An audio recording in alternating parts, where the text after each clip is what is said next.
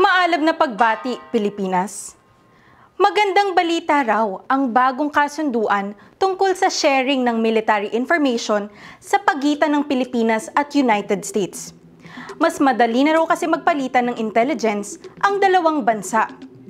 Pero kabaligtaran ito, sabi ng mga kritiko.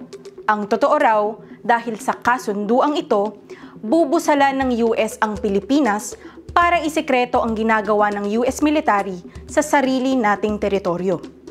Pinirmahan ngayong linggo ang General Security of Military Information Agreement o GSOMIA.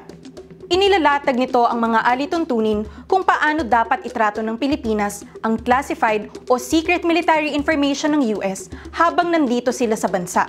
Ang US-Philippine Information Sharing Agreement ay nagsasabing ipagkakatiwalang impormasyon ng US, lalo na may connection sa deployment ng kanilang mga puwersa sa Pilipinas, kasama ng mga sandatang pinapasok nila sa ating teritoryo.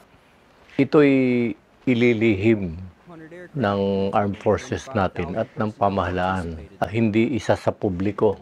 Ayon kay Professor Roland Simbulan, kabilang sa mga isesekreto ang mga posibleng pinapasok na nuclear, chemical at biological weapons ng US sa teritoryo ng Pilipinas.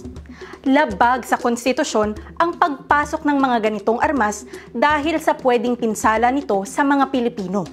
Bukod pa ito sa mga naipasok ng missile ng US sa bansa na ayon sa mga ulat ay nakatutok sa China. Lalo raw nitong nilalagay sa panganib ang Pilipinas. Kasi siyempre kung alam mong yung mga weapons na dinideploy ng US sa teritoryo natin ay nakatutok sa kanila, siyempre gagawa ka ng paraan, no, na i-target din yan o kaya unahan yan. May pakinabang nga ba sa atin ang kasunduan sa information sharing? Sabi ng Grupong Bayan, wala, dahil ang US naman ang magtatakda kung anong impormasyon ang dapat i-share. Ang ibig sabihin nito, yung framework ng security information na ating iipunin ay mula sa perspektiba at interes ng Estados Unidos. Ito ay labag sa ating interes, labag sa ating soberenya. Kapansin-pansin na nga raw na tumitindi ang pangingialam ng US at paggamit nito sa teritoryo ng Pilipinas para ipamalas ang impluwensya nito sa buong Asya. Nitong linggo lang, surprise! Ibinunyag ni United States Defense Secretary Lloyd Austin na mayroon pala silang binuong task force ayungin na mangunguna sa operasyon sa West Philippine Sea. At wow, may pa-task force kahit hindi naman nila yan teritoryo. Soberanya is waving. Speaking of soberanya, alam nyo bang kasabay ng pagpirma ng GSOMIA ang pagtatag din ng tinatawag na Combined Coordination Center sa loob mismo ng Camp Aguinaldo? Ito raw ang magsisilbing command at control center ng US at Philippine armies. Sabi tuloy ng mga makabayang grupo, parang may US base na dito mismo sa Metro Manila. Ang sabi natin dyan, yan ay de facto EDCA site. Bakit magtatayo ng isang facility na mayroong presensya ang US government sa loob ng isang kampo ng Pilipinas sa Camp Aguinaldo, sa main headquarters ng Armed Forces of the Philippines? Ang tanong natin, sino ang may control sa pasilidad na yan?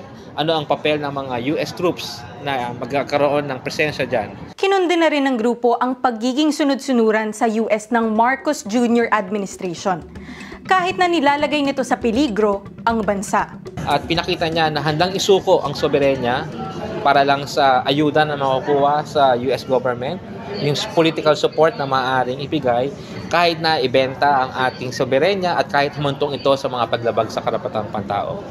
Dahil hinahayaan ng pamahalaan ang panghihimasok ng US sa ating bansa, tila isinalang daw tayo ng US sa frontline sa away nito laban sa China. Tayo naman ay tinutulungan pa natin ang US na militarize, no, itong ating bansa at ang ating rehiyon. Imbes na sumunod ang Pilipinas sa mga kagustuhan ng US at hayaan lang na makialam ito sa mga usapin ng bansa, dapat daw igiit ng Marcos Jr. administration ang kasarinlan ng ating bayan.